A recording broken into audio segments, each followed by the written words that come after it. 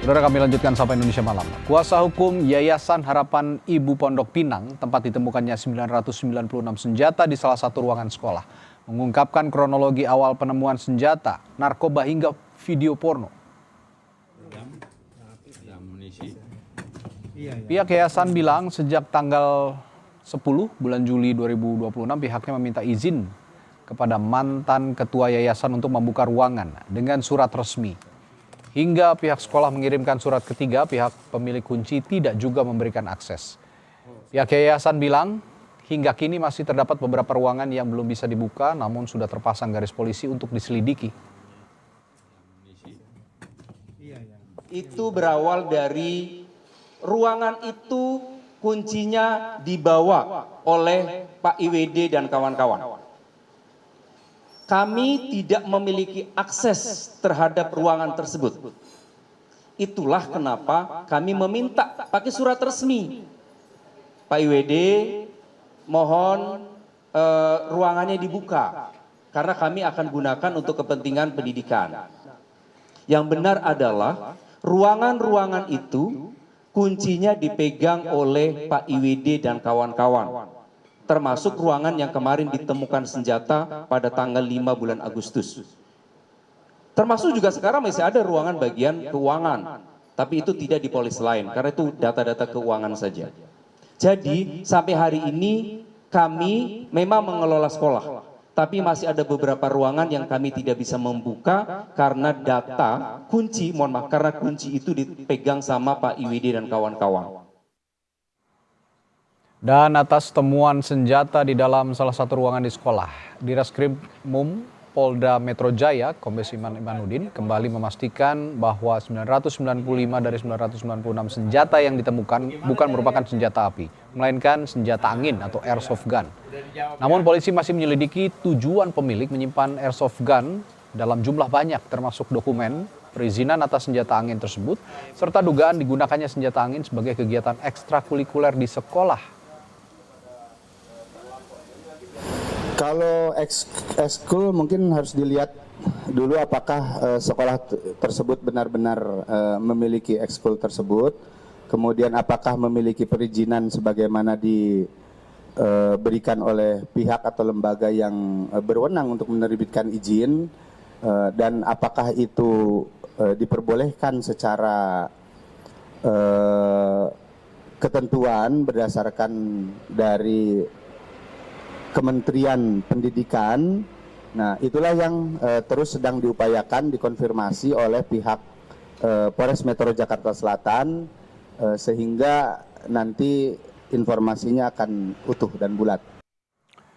Saudara, polisi mengonfirmasi bahwa 995 dari 996 senjata yang ditemukan di salah satu ruangan di sekolah Jakarta Selatan merupakan senjata angin atau airsoft gun. Nah, pertanyaannya, apakah airsoft gun harus memiliki izin? Kita akan membahas hal ini bersama Bambang Rukminto, pengamat kepolisian dari Institute for Security and Strategic Studies (ISES). Selamat malam, Pak Bambang. Selamat malam, Bung Radi. Ya, nah, pertanyaan saya tadi sesuai dengan yang sudah disinggung di awal, menurut aturan yang berlaku, apakah ini diatur di peraturan khusus? Ya, kalau saya ketahui ini, koreksi kalau saya salah, peraturan Polri nomor 1 tahun 2022. Nah, pertanyaannya juga, apakah detailnya seperti apa pengaturannya dan apa saja syarat utamanya, Pak Bambang? Ya, Perpol 1 tahun 2022 itu mengatur tentang perizinan pengawasan, penyimpanan, penggunaan, dan pemakaian senjata api non-organik ya.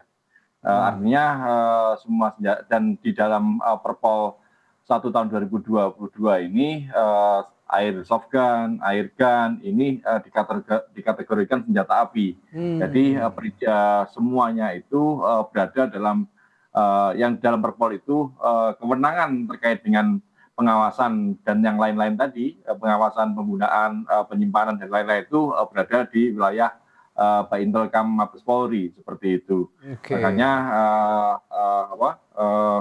semuanya ini diatur terkait perizinan, bukan hanya terkait dengan kepemilikan saja senjata apinya, tapi juga termasuk penyimpanan. Penyimpanan, oke. Penyimpanan ini penting karena ini menyangkut senjata api yang bisa disalahgunakan, makanya penyimpanan ini diatur secara ketat, lokasinya, kemudian safety-nya, terus terkait keamanan dan yang lain-lainnya, seperti itu, Bung Hadi. Oke, nah kalau dikategorikan sebagai senjata api, artinya ini berbahaya dong, masuk golongan senjata berbahaya begitu Pak Bambang? Ya, senjata api itu ada beberapa macam ya. Senjata api dengan peluru tajam tentu dikategorikan berbahaya. Tetapi meskipun demikian terkait dengan air gun, airsoft gun ini kan kalibernya macam-macam dan kekuatannya juga macam-macam seperti itu. Tekanan gas dari air gun ini berbeda-beda. Tentu dalam kategori tertentu ini juga bisa membahayakan. Makanya diatur secara ketat seperti itu. Biasanya penggunaan air gun, airsoft gun ini dalam olahraga menembak. Makanya sebelum mendapatkan izin dari Pak Intelkam, biasanya ada rekomendasi dari Persatuan Olahraga Menembak. Oke. Nah, kalau melihat kondisi sekarang kan polisi juga mengungkap bahwa sekarang ada 995 airsoft gun yang ditemukan. Nah, dengan jumlah sebesar itu menurut Pak Bambang apakah wajar ini diperuntukkan untuk ekstrakurikuler dan bagaimana proses perizinannya dengan jumlah sebanyak itu Pak Bambang menurut Anda? Ya, terkait makanya dengan 995 ini kan tentu sangat tidak masuk akal untuk dimiliki perseorangan.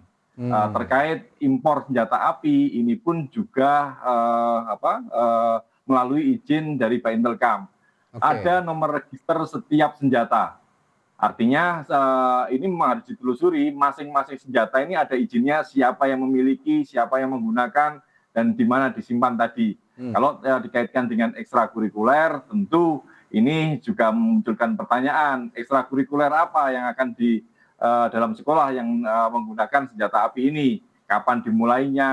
Seperti yang disampaikan Dirkrim Polda Metro tadi, apakah ada izin dari Kemendikbud terkait dengan ekstrakurikuler menembak? Karena yang selama ini masyarakat tahu tentu olahraga menembak ini ada persatuannya di Perbakin seperti itu. Makanya ini yang harus didalami. Jadi dalih-dalih seperti itu tadi itu ini kan tidak masuk akal di masyarakat seperti itu. Ini masih didalami dan menurut Anda ini tidak masuk akal. Nah, kalau begitu kira-kira Anda melihat ada unsur pidana dalam kasus ini atau dalam temuan ini? Ya, pasti saya bisa memastikan itu ada unsur pidana terkait penyimpanan tadi. Penyimpanannya di lokasi yang tidak semestinya, di sebuah yayasan, ini juga harus ditelusuri izin terkait dengan penyimpanan ini. Karena kalau terkait, apalagi jika ada temuan terkait satu pucuk senjata api. Berpeluru tajam kan, artinya ini pasti ada unsur pidananya. Bahkan kalau kita merujuk pada undang-undang darurat, ini pasti bisa dikenai pidana yang sangat tinggi, karena tentu ini menjadi ancaman, bukan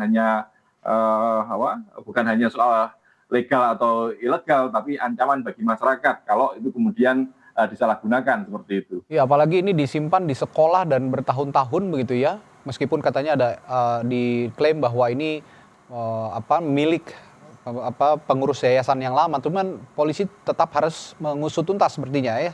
Siapa yang bertanggung jawab dengan adanya penyimpanan ratusan bahkan hampir 1.000 ya senjata airsoft gun dan ada satu pucuk senjata api yang membahayakan.